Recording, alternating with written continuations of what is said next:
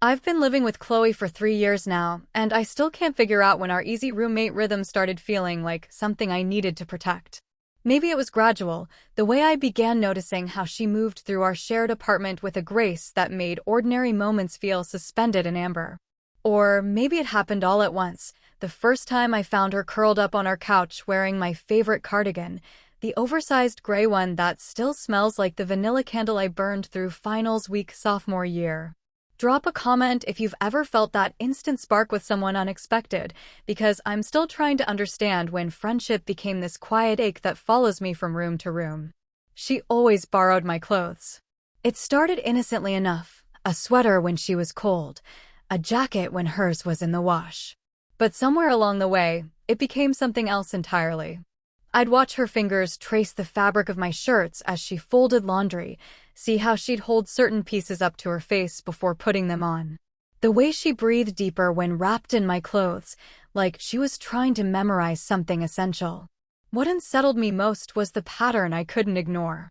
The items she returned were always the newer ones, the pieces that barely carried my scent.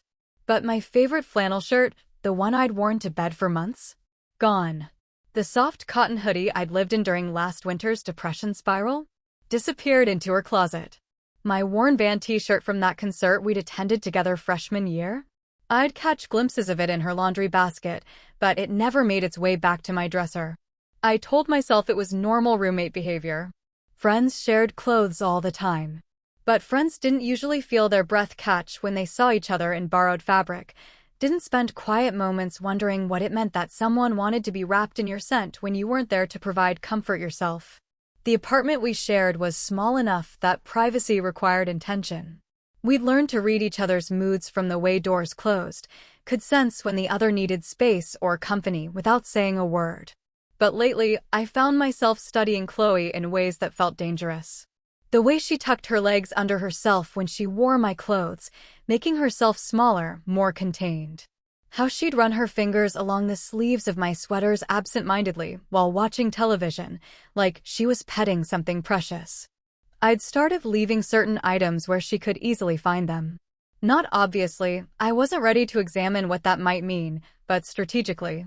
My favorite reading sweater draped over the back of the kitchen chair where she ate breakfast. The flannel shirt I'd worn to paint my bedroom folded on top of the clean laundry pile. Each time, I'd feel a flutter of something unnamed when the pieces disappeared into her space. There was an intimacy to it that I couldn't shake. Not sexual, exactly, though I'd begun to notice how the soft fabric clung to her curves, how my clothes seemed to transform her into someone more vulnerable, more herself. It was deeper than attraction. It was like watching someone find home in the most unexpected place.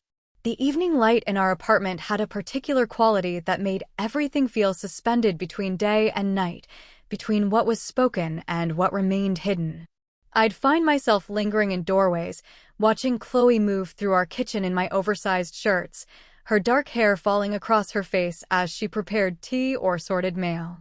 She moved differently in my clothes, with a softness that made me wonder what she was protecting herself from in her own carefully curated wardrobe. I'd catch her sometimes, standing in front of the mirror in the hallway, wearing one of my sweaters and touching her reflection like she was trying to recognize herself. There was something heartbreaking about those moments, the way she seemed to be searching for something she couldn't name. I wanted to ask her about it, but the question felt too large, too loaded with implications I wasn't ready to explore. The quiet ache I carried had become my constant companion. It lived in the space between her laughter and my response, in the moments when our hands brushed reaching for the same coffee mug, in the way she said my name when she was half asleep and wearing my clothes. I'd started sleeping less soundly, hyper-aware of the sounds from her room, wondering if she was wearing my shirt to bed, if the scent of my skin on the fabric brought her the same strange comfort it seemed to provide during the day. Some nights, I'd lie awake thinking about the clothes she'd kept, imagining them folded carefully in her dresser drawer, carrying traces of our shared life.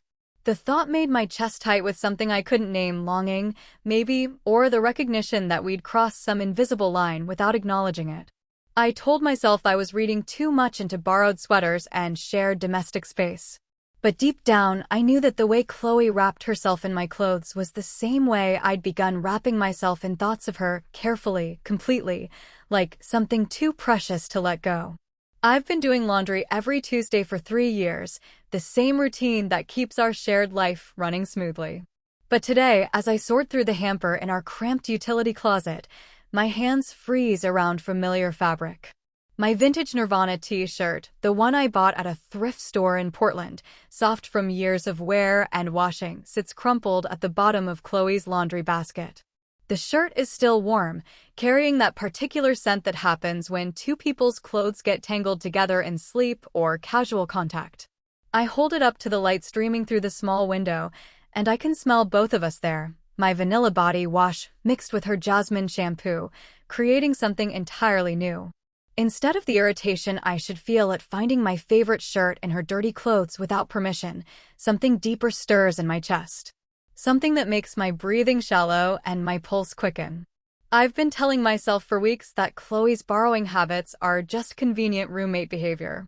We're the same size, we have similar taste, and it makes sense that boundaries would blur after 3 years of shared living. But standing here with this shirt in my hands, feeling the weight of our combined presence in the fabric, I can't pretend anymore that this is casual. The shirt disappears back into my own hamper, and I finish the laundry with trembling fingers, hyper-aware of every piece of clothing that carries traces of both our lives. When I fold Chloe's sundresses and tank tops, I find myself wondering if she thinks about me when she wears my clothes the way I think about her when I catch glimpses of my own shirts moving through our apartment on her body. Evening settles over our small space with its usual quiet rhythm. I'm reading on the couch, trying to focus on the words while my mind keeps drifting to the shirt incident, when I hear Chloe's bedroom door open. She pads into the kitchen in bare feet, and when I look up, my breath catches in my throat. She's wearing my oversized gray hoodie, the one I bought during my sophomore year that's become shapeless and perfect with age. On me, it hangs loose and comfortable. On Chloe's smaller frame, it transforms into something else entirely. The sleeves fall past her wrists, and she's pulled the hood up, creating shadows that make her look vulnerable and beautiful in the dim light filtering from the kitchen. "Hey," she says softly, opening the refrigerator and peering inside with the absent focus of someone who isn't really hungry. "Hey yourself," I reply, marking my page and setting the book aside. "Comfortable." She glances down at the hoodie, and I watch a flush creep up her neck. "Oh, this? I hope you don't mind. I was cold, and it was just sitting on your chair." "It's fine," I say, though my voice comes out rougher than intended. "You know you can borrow anything." Chloe closes the refrigerator without taking anything and turns to face me fully. In the soft light, with my clothes wrapped around her like a second skin, she looks like she belongs to me in a way that makes my chest tight with longing I've been trying to ignore. "Actually," she says, leaning against the counter, "I wanted to talk to you about that." My heart does something complicated. "About what?" "About my borrowing habits." She pulls the sleeves of my hoodie over her hands, a gesture so unconsciously intimate that I have to look away for a moment. "I know I take your clothes a lot. More than I should, probably." "Chloe, it's really okay." "No, let me finish." She takes a deep breath, and I can see her gathering courage for something. "I take your clothes, and I know I don't always give them back right away. Or at all, sometimes." The confession hangs between us, and I realize this is the first time either of us has acknowledged the pattern out loud. All those missing sweaters, the cardigans that disappear for weeks, the t-shirts I find in her room when I'm looking for something else, we've been dancing around it for months. "I've noticed," I say quietly, and her face goes even redder. "I'm sorry. I know it's weird, and I know I should ask first, but..." She trails off, wrapping her arms around herself in my hoodie. "I feel more comfortable in your clothes than I do in my own sometimes." Is that strange? The question hits me like a physical thing, and I have to swallow hard before I can answer. "No," I say, my voice barely above a whisper. "It's not strange." "Really?" Her eyes search my face, looking for something I'm not sure I'm ready to give her yet. "Really?" I stand up from the couch, moving closer to where she stands in the kitchen. "Can I ask you something?" She nods, still clutching the hoodie sleeves. "Why do you keep some things and not others?" For a moment, I think she's going to deflect or make a joke, but then her shoulders drop and she looks at me with such raw honesty that I feel my own defenses crumbling. The ones that smell like you, she says simply. I keep the ones that smell the most like you. The words hit me like a confession and a question all at once. I stare at her, this woman I've been living with for 3 years, who I've been watching move through our shared space in my clothes, carrying my scent with her like a secret. The air between us feels charged with something I'm finally ready to name. Chloe, I say, taking another step closer. I know it's weird, she says quickly, misreading my expression. I know it probably seems creepy or... It's not weird, I interrupt, and now I'm close enough to see the flecks of gold in her brown eyes, close enough to smell my own laundry detergent mixed with her skin. It's not weird at all. She looks up at me, and I can see the exact moment she realizes that something fundamental has shifted between us. The kitchen feels smaller suddenly, intimate in a way it never has before, and I'm acutely aware of every breath she takes in my clothes. Ava, she whispers, and my name sounds different in her mouth than it ever has before. I reach out slowly, giving her time to pull away and touch the edge of my hoodie where it falls across her collarbone. The fabric is warm from her body, and when my fingers brush against her skin, she shivers. You can keep it, I say, my voice rough with something I'm finally ready to acknowledge. You can keep any of them. The next morning, I woke with a strange lightness in my chest, as if something had shifted in the night. The memory of Chloe's flushed cheeks and whispered confession played on repeat as I made coffee, and I found myself listening for the sound of her bedroom door opening with an anticipation that felt both familiar and entirely new. When she finally emerged, she was wearing my navy blue cardigan, the one with the worn elbows that I draped over my desk chair the night before. It hung loose on her smaller frame, the sleeves covering her hands completely, and she'd pushed them up just enough to grip her coffee mug. I watched her move through our morning routine, noting how she seemed to breathe deeper when wrapped in the soft wool, how her shoulders relaxed in a way they never did in her own clothes. "Good morning," she said softly, catching me staring. Her voice carried a hint of shyness that hadn't been there before our kitchen conversation. "Morning," I replied, then gestured toward the cardigan with what I hoped was casual curiosity. "I see you found something comfortable." She looked down at herself, a small smile playing at her lips. "I hope you don't mind. I was cold, and it was right there and..." She trailed off, her fingers finding the hem of the cardigan and twisting it gently. "I don't mind," I said, and meant it more than I should have. "It looks good on you." The compliment hung between us for a moment, and I saw something flicker in her eyes, surprise, maybe, or recognition. She ducked her head, but not before I caught the pleased flush that crept up her neck. Over the next few days, I began to notice things I'd been unconsciously ignoring. The way Chloe would run her fingers along the fabric of my clothes when she wore them, as if memorizing the texture. How she'd bury her face in the collar of my hoodies when she thought I wasn't looking. The careful way she'd fold my borrowed items before returning them, except for the ones that seemed to disappear entirely into her room. I started leaving things strategically, my favorite flannel shirt draped over the back of the couch, my softest sweater forgotten on the kitchen counter. Each time, Chloe would find them and slip them on with a contentment that made my chest tighten with something I was finally beginning to recognize as longing. Thursday evening, I suggested we order takeout and watch a movie. Chloe agreed eagerly, and when she settled beside me on the couch, she was wearing my oversized gray hoodie, the one I'd worn to bed the night before. The realization that she'd taken it directly from my laundry basket sent a thrill through me that I tried to suppress. "What do you want to watch?" I asked, scrolling through options on my laptop. "Anything's fine," she said, but I could feel her attention on me rather than the screen. "Ava?" "Yeah? Can I ask you something?" Her voice was quieter now, more tentative.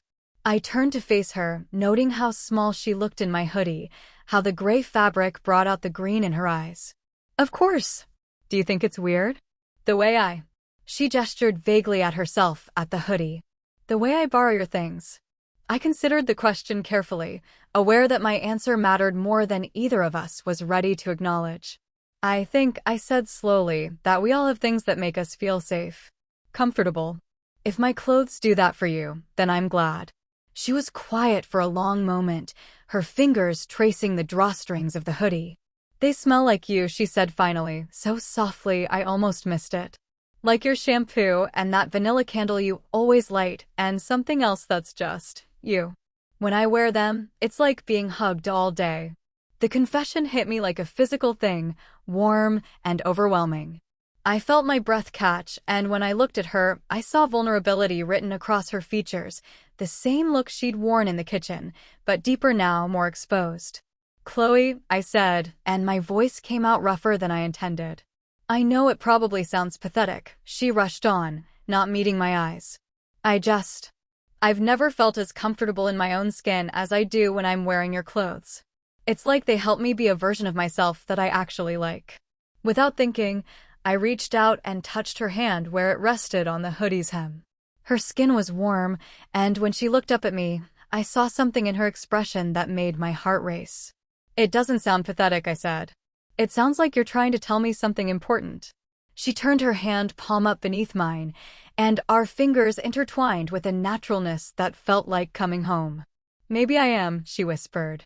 We sat like that for a while, the movie forgotten, our hands linked between us. I could feel the soft fabric of my hoodie where her arm pressed against mine, could smell my own shampoo in her hair mixed with something uniquely Chloe. The intimacy of it was almost overwhelming. I've been leaving things out for you, I admitted suddenly. The cardigan, the flannel shirt. I wanted you to take them.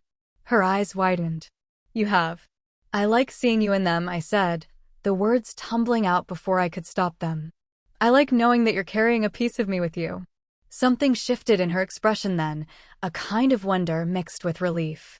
I thought I was imagining things, she said. The way you'd smile when you saw me wearing your clothes, how you never seemed annoyed when things went missing. Never annoyed, I confirmed. The opposite, actually.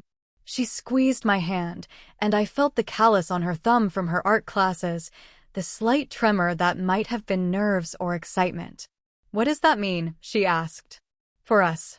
It was the question I'd been avoiding, the one that had been building between us with each borrowed sweater, each lingering look. I thought about all the mornings I'd watched her make coffee in my clothes, all the evenings she'd curled up beside me wearing something that smelled like me, all the times I'd felt my heart skip when she'd emerged from her room transformed by fabric that carried my scent. I don't know, I said honestly. But I know I don't want it to stop. She smiled then, soft and genuine, and leaned closer until her shoulder was pressed fully against mine. Good, she said. Because I don't think I could give them back now. Not the ones that matter. Which ones matter? I asked, though I thought I already knew. The ones that smell the most like you, she said, echoing her confession from the kitchen.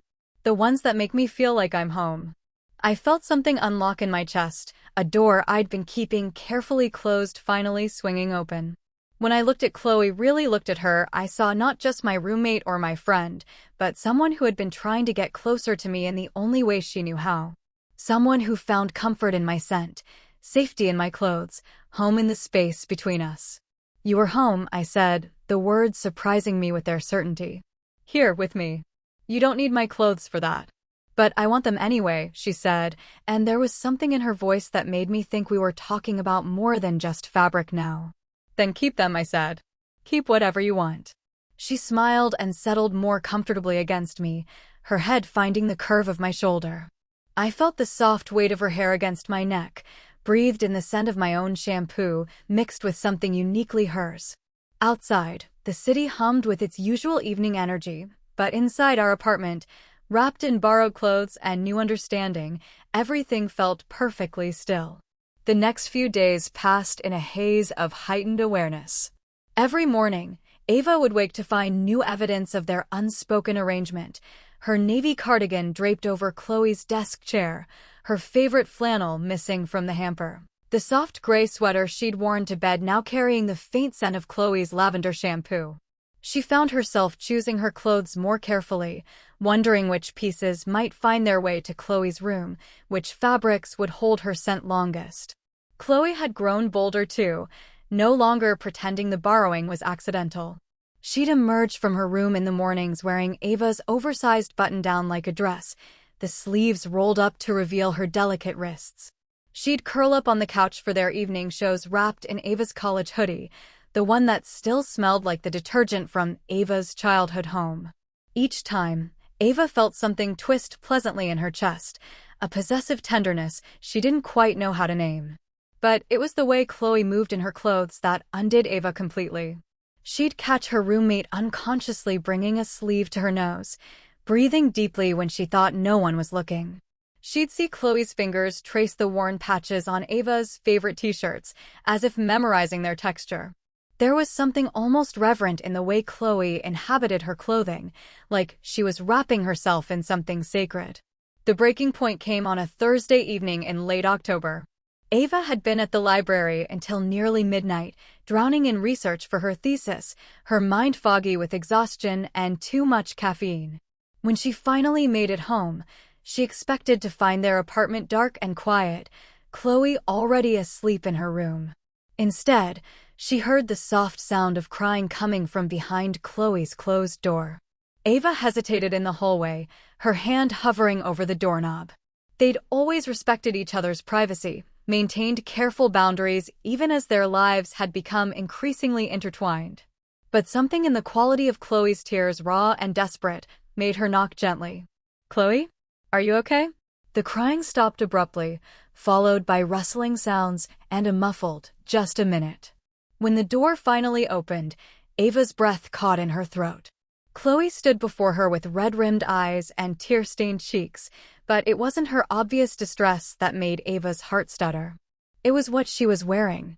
Chloe had on Ava's most personal item, a soft, worn cotton shirt in faded blue that Ava had owned since high school. It was the shirt she slept in when she was anxious, the one she'd worn through every major crisis of the past 5 years.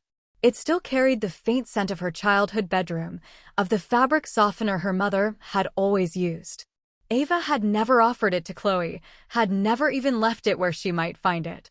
It had been on her pillow that very morning. "I'm sorry," Chloe whispered, her voice thick with tears. "I know I shouldn't have taken it without asking. I had a really bad day, and I needed," she broke off, wrapping her arms around herself, effectively hugging Ava's shirt against her body. Ava stepped into the room without invitation, closing the door behind her. Chloe's space was usually meticulously organized, but tonight it looked like a storm had blown through. Textbooks were scattered across her desk, her laptop screen showed what looked like a half-finished email, and tissues littered her nightstand. But what caught Ava's attention was the small pile of her clothes folded neatly on Chloe's dresser, the cardigan, the flannel, the gray sweater, all arranged like precious artifacts. "What happened?" Ava asked softly, settling on the edge of Chloe's bed. Chloe remained standing, her back pressed against the door as if she might flee. "My mom called," she said finally. "She wants me to come home for my cousin's wedding next month. Wants me to bring a boyfriend." She laughed bitterly. "She's been asking about my dating life, wondering why I never talk about guys anymore. She thinks there's something wrong with me." Ava felt her chest tighten.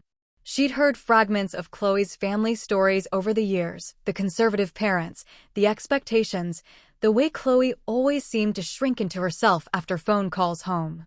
But she'd never seen her roommate this shattered.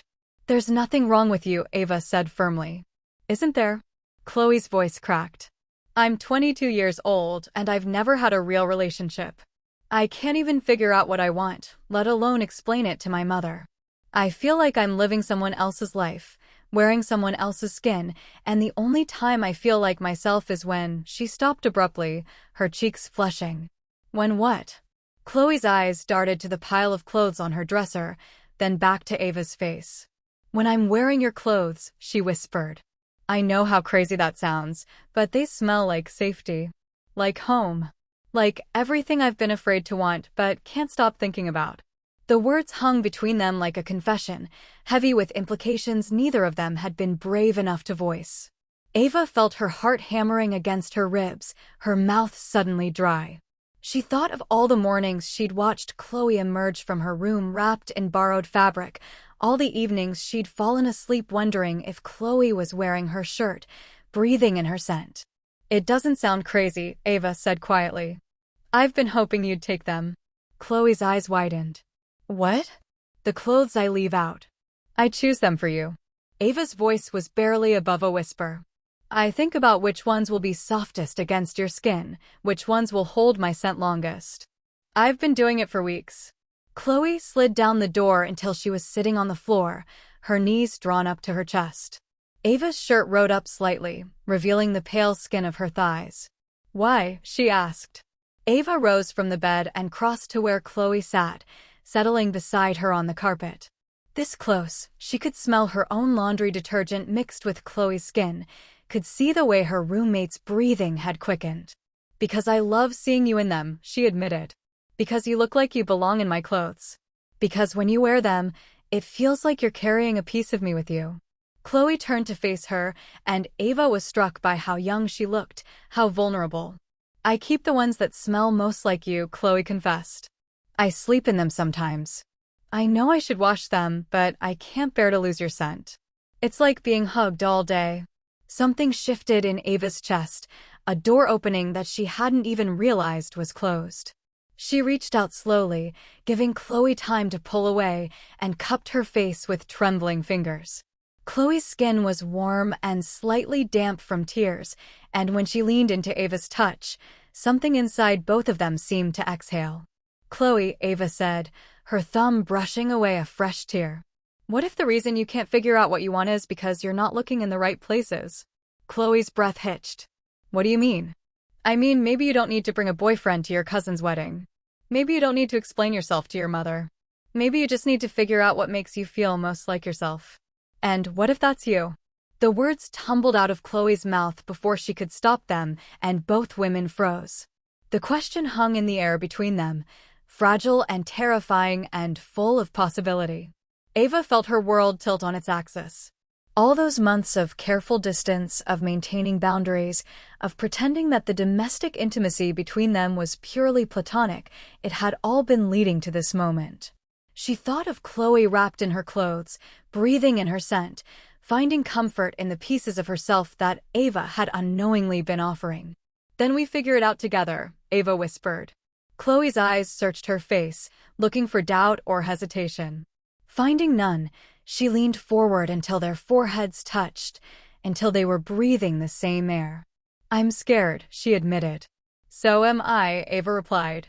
But I'm more scared of pretending this isn't happening.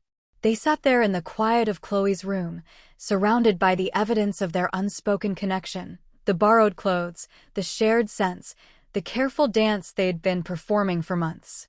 Ava realized that every piece of clothing Chloe had taken was a question, and every item she'd left out was an answer. They'd been having a conversation in fabric and fragrance, in the language of domestic intimacy and unspoken longing. I don't know how to do this, Chloe whispered. Neither do I, Ava admitted. But I know I don't want you to feel like you're wearing someone else's skin anymore. Chloe's smile was watery, but genuine. I don't feel that way when I'm with you. When I'm wearing your clothes, when we're watching movies on the couch, when you leave that little pile of laundry on your dresser that you pretend to forget about, I feel like myself. Like the person I'm supposed to be. Ava's heart swelled with tenderness and something deeper, something that had been building between them for months. She realized that she'd been falling in love with Chloe through their shared clothes, through the intimate ritual of offering and accepting, through the way Chloe had been carrying pieces of her close to her skin. Keep the shirt, Ava said, her voice thick with emotion. Keep all of them. Chloe's eyes filled with fresh tears, but these were different, softer, full of hope rather than despair. What does that mean for us? Ava didn't have a complete answer, but she knew the first step. She stood and offered Chloe her hand, helping her up from the floor. It means we stop pretending this is just about laundry, she said. It means we figure out what we really want from each other. As Chloe's fingers intertwined with hers, Ava felt the last of her careful walls crumble. They were standing in a room filled with borrowed clothes and shared secrets, on the precipice of something that would change everything between them. But for the first time in months, Ava wasn't afraid of the change. She was ready to see where their unspoken conversation would lead them next. The words hung between us like a bridge I wasn't sure I was brave enough to cross. Chloe's eyes searched mine, still glassy with tears, and I could feel the weight of everything we'd been dancing around for months pressing down on the space between us. Her fingers were still clutching the soft cotton of my sleep shirt, and I realized that somewhere in the middle of her confession, my hand had found its way to rest against her cheek. "I mean more than just the clothes," I whispered, my thumb brushing away a tear that had escaped down her face. "I've been hoping you'd take them, Chloe. I've been leaving them where you'd find them because I love seeing you in them. I love how you look like you belong in my life when you're wearing them." Her breath caught, and I watched something shift in her expression, surprise giving way to something deeper, more vulnerable. "Ava," she said, and my name sounded different in her voice, like she was tasting it for the first time. "I need to tell you something. When I wear your clothes, it's not just about comfort. It's about feeling close to you. It's about pretending, just for a little while, that I belong to you the way these shirts do." The confession hit me like a physical thing, stealing the air from my lungs. All those mornings I'd watched her in my kitchen, wrapped in my cardigan, all those nights she'd curled up beside me on the couch in my hoodie, she'd been trying to tell me something I'd been too afraid to hear. "You do belong," I said, my voice barely audible. "You belong here, with me. You belong in my clothes and in my space and in my—" I stopped, the words catching in my throat because they felt too big, too dangerous to say out loud. "In your what?" she asked, leaning closer, and I could smell my own shampoo in her hair, could feel the warmth radiating from my shirt where it touched her skin. "In my heart," I finished, the words tumbling out before I could stop them. "You belong in my heart, Chloe. You have for a long time." She made a small sound, somewhere between a sob and a laugh, and then her free hand was reaching for me, fingers tangling in the fabric of my shirt, ironically, one of the few pieces of clothing I was wearing that was actually mine. "I've been so scared," she whispered. "Scared that if I told you how I felt, you'd ask me to move out. Scared that if I stopped borrowing your clothes, you'd realize I was just using them as an excuse to carry you with me everywhere." "And how do you feel?" I asked, though I thought I already knew. I could see it in the way she looked at me, in the way she'd been looking at me for months, without me fully understanding what I was seeing. "Like I'm in love with my best friend," she said, the words coming out in a rush. "Like I've been in love with you since that first week when you found me crying over my statistics homework and you wrapped me in your cardigan and made me tea. Like every time I put on one of your shirts, I'm pretending it's your arms around me instead." The space between us seemed to shrink, or maybe I was moving closer, drawn by the gravity of her words. "Chloe," I said, and her name felt like a prayer, like a promise. "I'm in love with you too. I have been for so long I can't remember what it felt like not to be." Her eyes widened, and I watched her process the words, watched hope bloom across her face like sunrise. "Really?" "Really," I confirmed, my hand sliding from her cheek to tangle in her hair. "I've been leaving my clothes for you because I love seeing you in them. I love how you look like you belong in my life. I love watching you move through our apartment in my sweaters like you're claiming space in my world." "I want to claim space in your world," she said, her voice growing stronger. "I want to belong to you, and I want you to belong to me. Not just the clothes, but everything. All of it." The distance between us disappeared entirely then, and I'm not sure who moved first, but suddenly her lips were against mine, and the kiss was soft and desperate, and tasted like everything I'd been afraid to want. She kissed me like she'd been thinking about it for as long as I had, like she'd been memorizing the shape of my mouth during all those quiet moments when I'd caught her staring. When we broke apart, both breathing hard, she pressed her forehead against mine. "I can't believe this is happening," she whispered. "I can't believe it took us this long," I replied, running my fingers through her hair. "I can't believe I've been watching you wear my clothes for months and didn't realize you were trying to tell me you loved me." She laughed, the sound bright and relieved. "I can't believe you've been strategically leaving clothes for me to find and I thought it was just coincidence."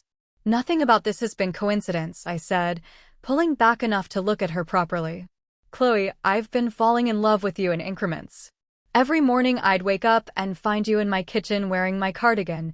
Every night you'd fall asleep on my shoulder in my hoodie. I've been collecting those moments like evidence that maybe, somehow, you felt the same way."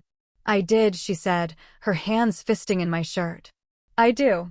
I love you, Ava. I love you so much it scares me. It scares me too, I admitted. But I'd rather be scared with you than safe without you. She kissed me again then, longer this time, deeper, and I felt something inside my chest finally unlock, like a door I'd been guarding for years had finally been opened. When we separated, she was smiling through her tears. So what happens now? She asked. What do we do with this? Now, I said, brushing a strand of hair away from her face, we figure it out together. We take it slow, we talk about everything, and we see where this goes. And the clothes? She asked, a hint of her old uncertainty creeping back into her voice. The clothes are yours, I said firmly. All of them. Especially the ones that smell like me. Especially the ones that make you feel like you belong. They all make me feel like I belong, she said. But only because they smell like you. Only because wearing them feels like being held by you. Then you can have them all, I said, meaning it completely. And when they stop smelling like me, I'll wear them again so they do. She laughed, the sound bright and free. Is that how this works? We just share everything now. If you want to, I said. If you're ready for that. I've been ready, she said, leaning into me. I've been ready since the first time I put on your sweater and felt like I was home.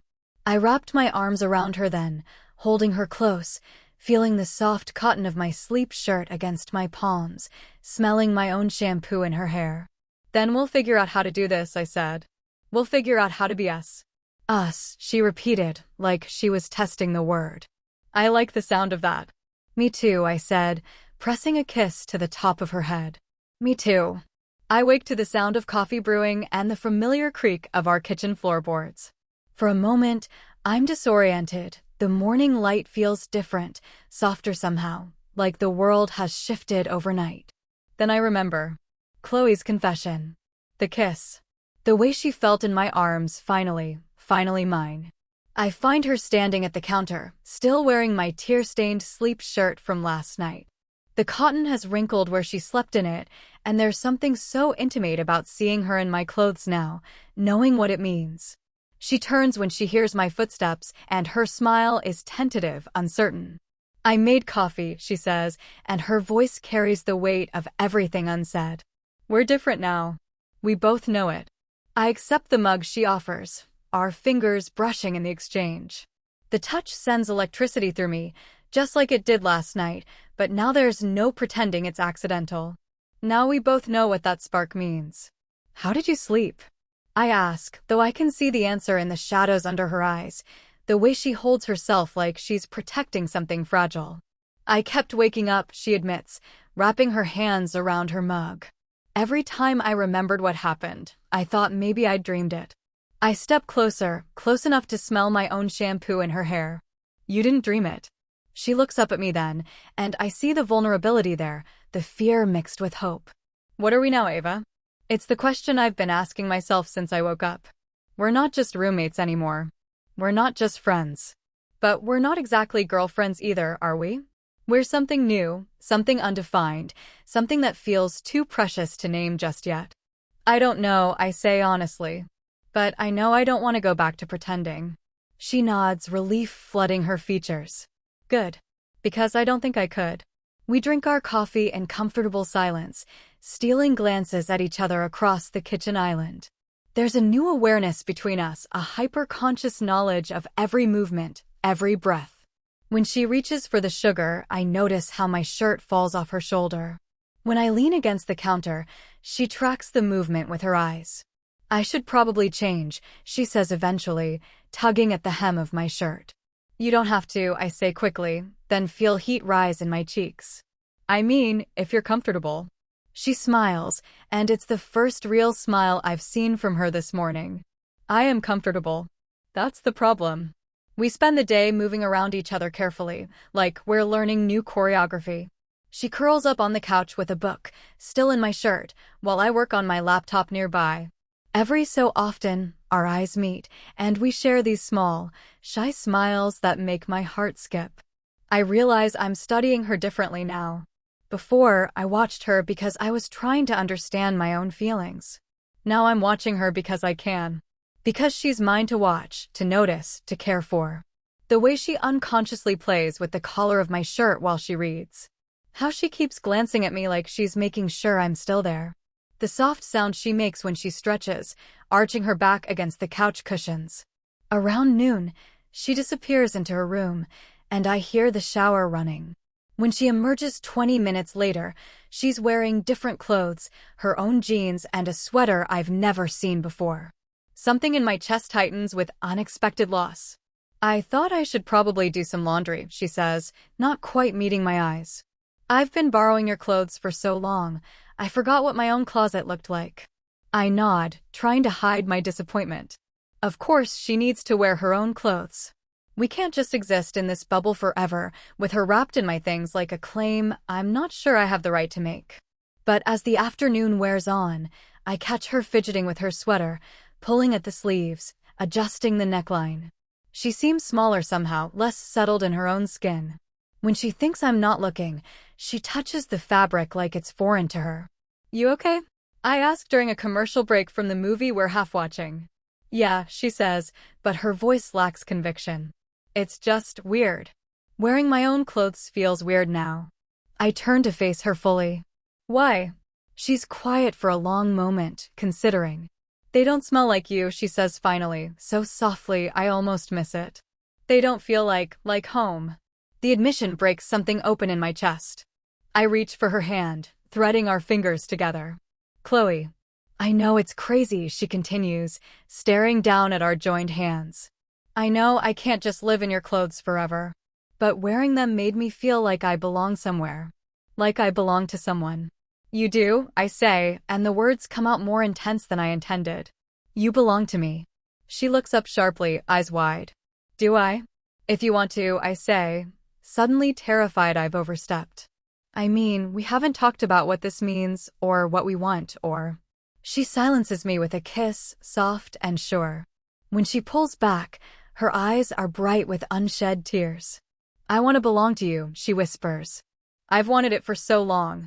I kiss her again, deeper this time, tasting the salt of her tears and the sweetness of her relief. When we break apart, I rest my forehead against hers. Then keep the clothes, I say. Keep whatever makes you feel like home. She laughs, and it's watery but genuine. All of them. All of them, I confirm. I'll buy new ones. That's not very practical, she says, but she's smiling. Since when have we been practical? I ask, and she laughs again. As evening approaches, we order takeout and eat it curled together on the couch. She's changed back into my sleep shirt, and I'm wearing an old t-shirt that she borrowed last week and left on the bathroom counter. We're sharing clothes without thinking about it now, and it feels natural, right? What happens tomorrow? She asks as we're cleaning up the containers. Tomorrow we figure it out, I say. Together. She nods, and I can see her processing this, the idea that we're a we now, that decisions get made together. It's new for both of us, this shift from independent roommates to something more intertwined. That night, as we're getting ready for bed, she hovers in the hallway between our rooms. Ava? Yeah. Would it be okay if I... She trails off, looking uncertain. What? Could I sleep in your room tonight? I don't want to assume anything, I don't want to be alone. I reach for her hand, pulling her gently toward my door. You don't have to ask permission to be close to me anymore. As we settle into my bed, her head on my shoulder and my arm around her waist, I realize that this is what I've been waiting for without knowing it. Not just the physical closeness, but the emotional intimacy of sharing space, sharing breath, sharing the vulnerable hours between wake and sleep. Ava, she murmurs against my collarbone. Thank you for letting me keep your clothes. I press a kiss to the top of her head. Thank you for wanting to keep them. She's quiet for so long I think she's fallen asleep, but then she speaks again, so softly I have to strain to hear. I love you. I love you too, I whisper back and feel her body relax completely against mine. Tomorrow we'll figure out what it means to be girlfriends, to be partners, to be whatever we're becoming. But tonight, we're just two women who found each other through borrowed clothes and shared scents, finally brave enough to admit that some things are worth keeping forever. A week had passed since that first kiss, and I found myself standing in front of my closet, staring at the carefully organized chaos that had become our shared wardrobe. Several items had quietly reappeared: the blue cardigan I'd worn to work presentations, a few casual t-shirts, the denim jacket I'd bought last spring. But the ones that mattered most were conspicuously absent. The vintage band t-shirt that had started everything. The oversized hoodie from our first real conversation. The soft sweater from countless movie nights. I smiled, running my fingers along the empty hangers. Chloe had kept exactly what I'd hoped she would. The past week had been a delicate dance of discovery.